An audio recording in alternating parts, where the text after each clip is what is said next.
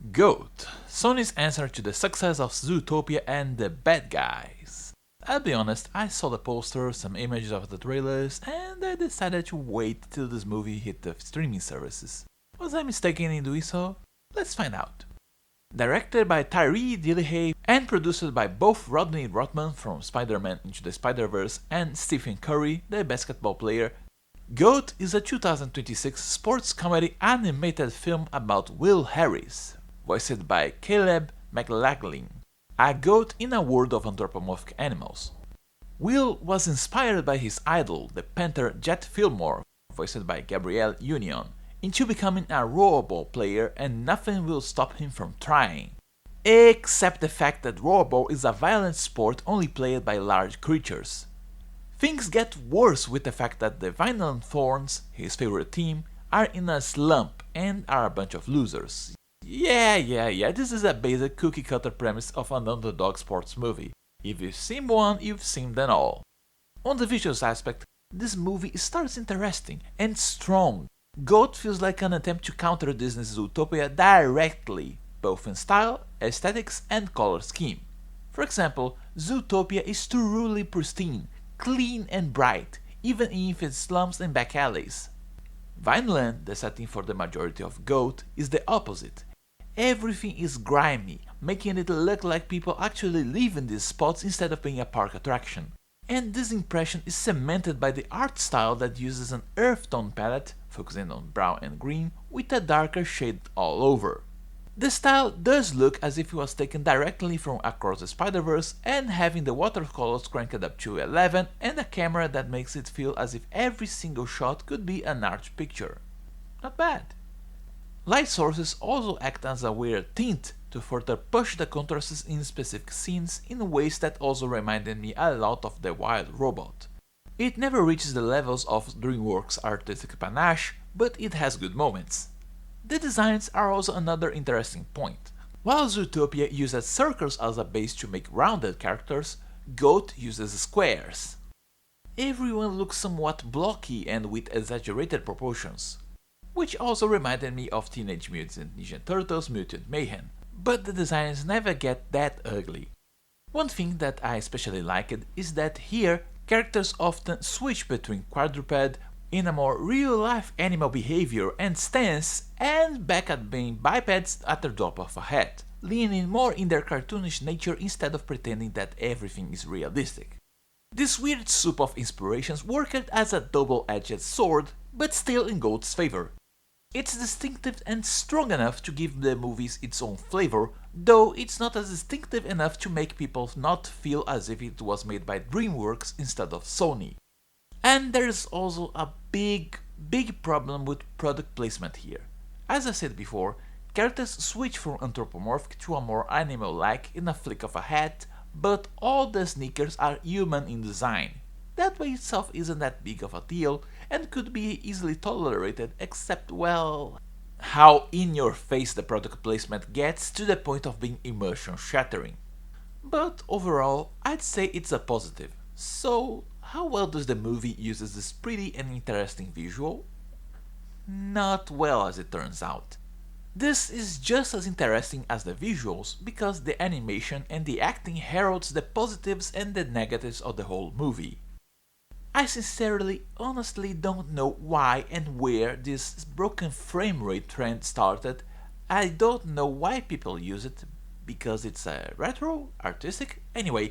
I wish it was gone already because it gives me headaches. Here though, it's tolerable. Sometimes it even gives the impression that the movie is actually stop motion, but nonetheless, between fluid animation and broken frame rates, I will prefer fluid animation every single time. Action scenes are also a double-edged sword. The directing of the scenes by itself is good, as in what characters do and how they do it. The camera work though, sometimes it's good, sometimes it's really good, but for the majority of the movie it will be a mess. That because every single, and I do mean every single action scenes, try to be dynamic.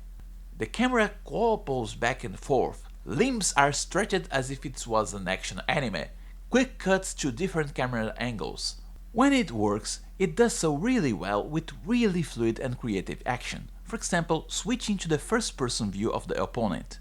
I don't know the last time I've seen such a thing and was really pleasantly surprised.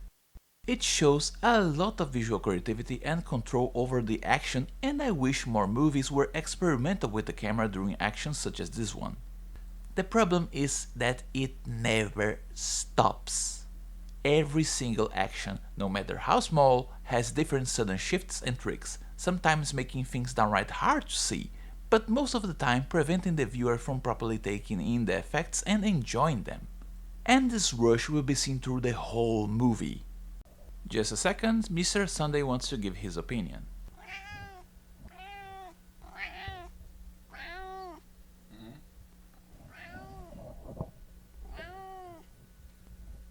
Really?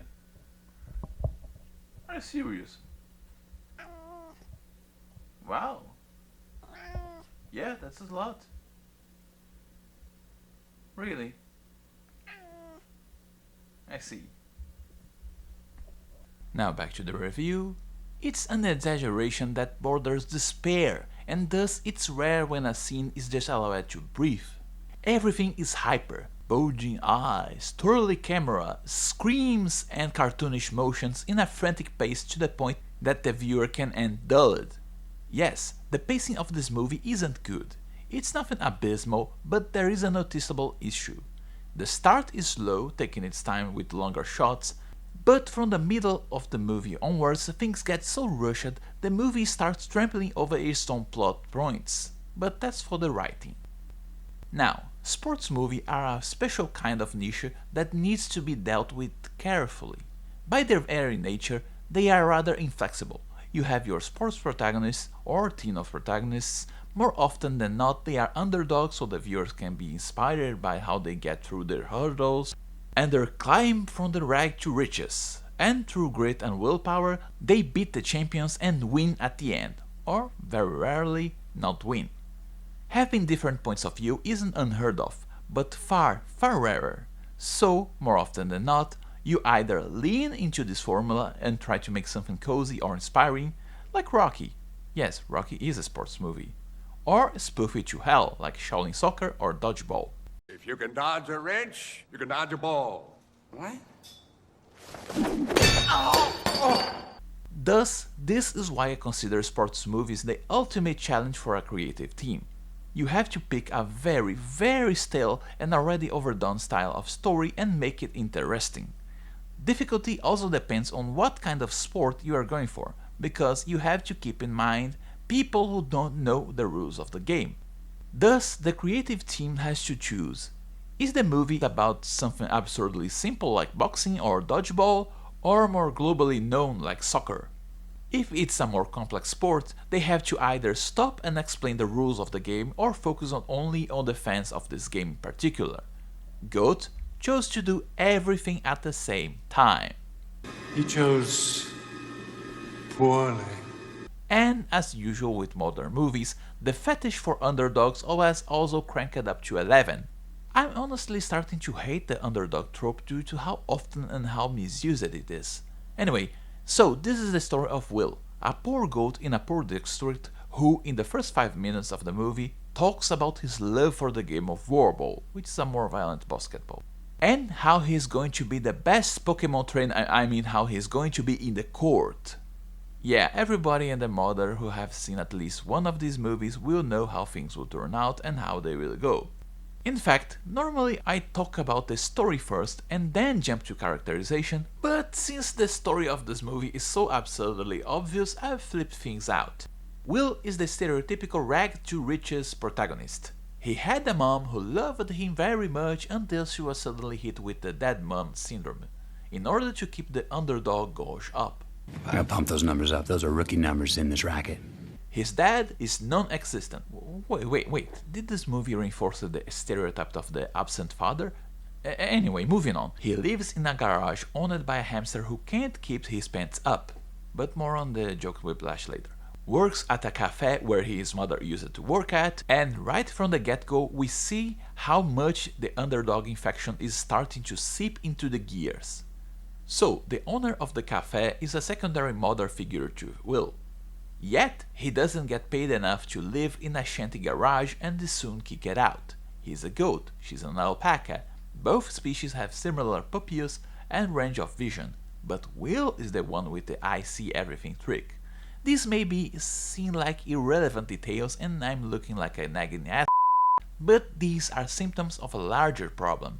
The movie keeps throwing hints of something interesting only to pull back and not develop them, which turns into a snowball of implications and problems. Like the desperate need to make Will the most underdog that ever went under ends damaging everyone and everything around him. For example, the owner of the cafe not giving Will enough money to live and being ignorant of him living in squalor instead of just letting him live in the basement of the cafe or a small shack in its roof or something can make her look like a petty. Or the fact that, to have a lovable cast of misfits, you need to have an actual lovable part. We have a skeevy warthog who owns the shoddy team composed by an ostrich who can't get out of social media, a giraffe that is so in the background I forgot he existed 3 times in a row, a Komodo dragon who is there just to be absolutely weird and random, a rhino father whose personality revolves solely around being the father of the 2 most annoying, irritating kids placed on screen because his wife doesn't exist. And what's up with this movie and parents?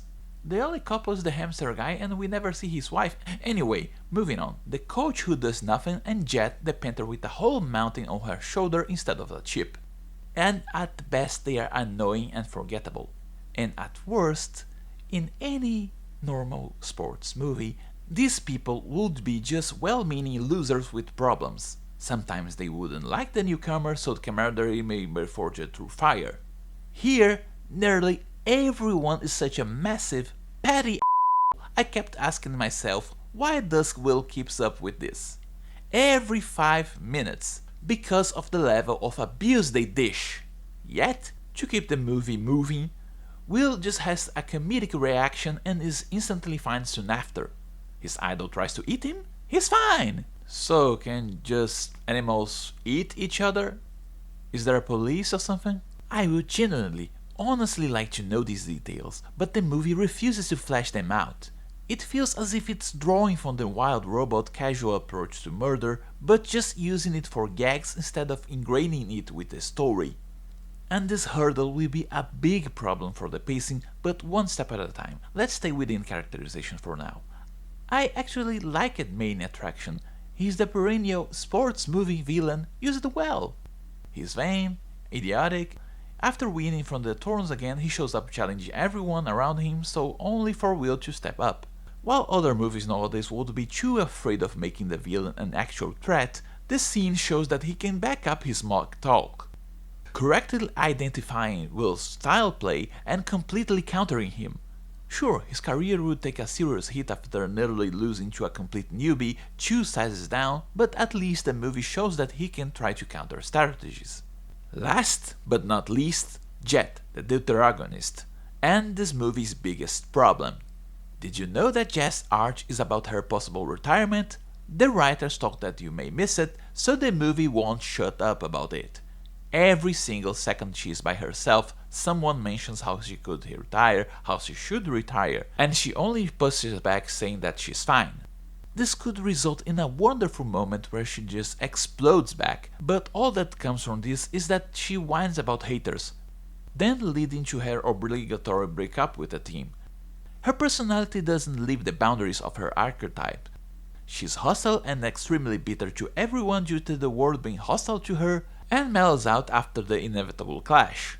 I say she's this movie's biggest problem because in the middle of a by the numbers sports movie with a nice coat of painting, you drop uninteresting characters with a far more interesting arc and barely fleshes out anything about her, creating a huge dissonance that eats a lot of time. Will isn't a bad character. He's a cookie-cutter nice guy that wants to rise from rag to riches, but he's so limited by his mold that he only blows up at the mandated teen separation moment, instead of after all the abuse he receives, which make him feel like a bit artificial. On the other corner, the idea behind Jet isn't new, but it's rarely explored because of this fixation on underdogs. She is a skilled, experienced athlete at the top of her game and wealthy, but her team is failing, her dreams are slowly sinking, and everyone's pressuring her to give up. Why is she still in such a loser team? How wasn't she poached by another team? Is it in her contract? Does she have a stubborn fondness for the place? Is she afraid that if she goes to another team she will be overshadowed? If her team is such a bunch of losers, how come she still has all this wealth? How does she keep all her sponsors? Those are interesting questions worth fleshing out, and none of them are answered. And the potential for a far more interesting story with higher personal stakes burns everything else. Imagine a movie where a fading star is under immense pressure to step out.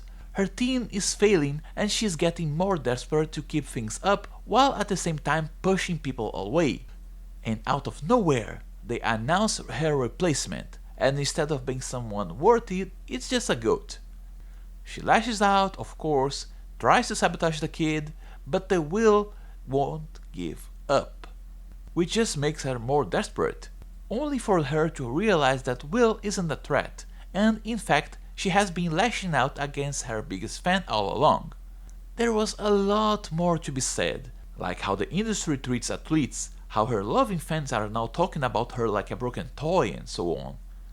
But this movie doesn't know whom to focus. It has two bleak plotlines interceding instead of cooperating, ending steamrolling its own points. We have a rags to riches kid who has to be presented to the viewers, then he has to earn the trust of his team, then earn the trust of his idol, then have a training montage, then we have the breaking point, and then the final showdown. Too many plot points because this movie wants every single cliché. So nothing breathes and the mood swings from absolutely viciously downer to diabetes-induced sugary so hard and so often it could give whiplash to a headbanger. Hell, we don't even see how the main team sucks. All there is a small montage of them losing, so I don't know how they even could improve. What's worse is that a more careful tailoring of the script could alleviate the rushed pace. For example, it takes too long for Jet to warm up to Will. There's a perfect scene where both of them are practicing that could have been used for them to bond, but their character development is delayed in favor of some jokes about Will acting like a fainting goat, and again his team treating him like garbage. In fact, outside of the freaky skeleton of the plot, everything else moves according to gags. Pretty much like the visuals, the need to make jokes every 5 seconds kills the most important things about jokes themselves: the timing. You don't have the time to take in and properly chuckle because something else is immediately hurled. It's as if the writing was afraid that the moment there wasn't a gag on screen, everyone would just immediately teleport away from the theater like Goku. There are some genuinely funny moments where I chuckle, especially alongside the use of clever camera or a twist, but the vast majority was meh, and some of the jokes were infuriating. Especially everything related to the Rhino Kids. I swear, they are the best advertisement for contraceptives ever made. It gets to the point of damaging the movie, because precious time that could have been used to flesh out the scenarios, or the characters, or everything else is just wasted. I don't know the rules of rollerball. I don't know what constitutes a foul. I don't know why these people are risking life and limb in a little blood sport. And if the movie won't take the death threat seriously, why should I? And every time I have a question, the movie rushes along, shutting me up with jokes, which just makes the writing, even the most basic, crumble. But after tearing up this movie to shreds, I have to say that I enjoyed this more than Zootopia 2. There are some good ideas in this writing. They were just buried under total desperation. Having a main cookie-cutter character like Will may be a tad cliché, but his archetype worked in his favor because he isn't a smug jackass, and those are getting rarer by the day. Your worst idea is what you did with your ears. And even if watered down by the jokes and the clash with the main story, seeing the plight of an older athlete was refreshing for a stale genre. The movie villain was simple and efficient, and again, simple is good. And liking or not, knowing that this is a sports movie kept my expectations low, so I just rolled with the punches and enjoyed. What's more infuriating isn't what we got, but what we could have got if the script and the action weren't clogged with exaggerations everywhere. For the soundtrack, to the surprise of no one, the soundtrack also suffers from the same "we need to do everything" problem. The composed music is drowned by the loud sounds all the time, and the licensed soundtrack doesn't feel cohesive. Everything seems more interesting in throwing away any genre that can be deemed popular at any given time. There is a cover of "Don't Dream It's Over" and it's bad. Sony, in the voice acting department, isn't as good as whipping up movie stars into voice actors like Disney. While they weren't bad, especially like Caleb as Will, there's a notorious dissonance between what's happening on screen and the voices. There are several moments where characters act as if they are going to amp up the volume, but their voice goes down. I'd say that this was more of a problem for the voice directing rather than the actors themselves. Also, I gotta be honest, I may be wrong, but this lady's voice feels like an AI. For the final thoughts, I think that GOAT is the perfect example of what happens when you try to replace a stronger writing with presentation. It doesn't work. It has really good visuals, some innovative camera work, but every time the movie tries to expose stuff, it just hits itself in the foot and raises more questions that it tries to cover with jokes. It doesn't flesh out the scenario.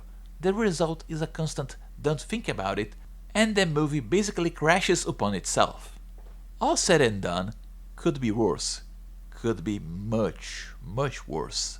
For all its problems, GOAT showed at least some attempts to break out of the small leagues and being something of its own, and I actually enjoyed it more than I enjoyed Zootopia 2. It shows, again, the importance of writing. Writing is the core, it's the base. You can have all the pretty effects, the brightest rising stars, but if you don't have a strong writing, at best you'll be passable and entertaining. And it doesn't have to be superb writing, just good, solid and simple writing would be enough. The first Zootopia may have an awful chemistry between characters, yes I stand by this, but the whole setting was fleshed out very well and the themes of stratified racism were well woven into the whole Disney structure. Bad Guys had a messy ending, a problem with an invincible character and a simpler structure, but the character dynamics and chemistry was off the charts. So what could have been a great movie ended up just entertaining. If you're seeking sports movies, there are several better alternatives, but if you're looking for an animated movie sports to just pass off the time and have some fun, yeah, you can just watch the Go to Go Bah.